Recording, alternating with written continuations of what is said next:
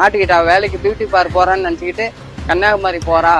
ஆனா இங்க இருந்து போகும்போது ஒரு ட்ரெஸ், அங்க இருக்கும்போது ஒரு ட்ரெஸ், மேக்கப் வேற லெவல்ல இருக்கு. எனக்கு சந்தேகம் அதிகமா தூண்டிச்சு. பியூட்டி பார்லர் என்ற பெயரில் நடந்து வரும் அட்டூழியம்.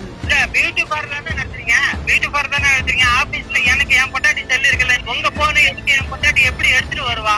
2 போன் உங்க கையில இருக்கா, 2 போன் ஒரு 2 நோட் இருக்கா, அது எப்படி என் பொண்டாட்டிக்கு வந்ததுன்றா? அது நான் வேலைக்கு வரால அவள்கிட்ட நீ கொடுத்து விட்டுருக்காங்க, தெரியாம அந்த நாய்கிட்ட கொடுத்து விட்டுருக்காங்க. அது எங்க மேல தப்பு.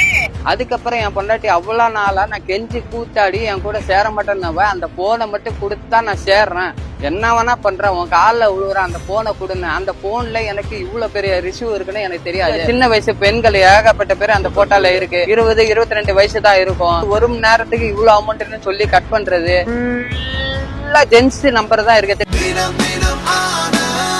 ஆனந்த், ஒரு சுகமான உள்ளாடை.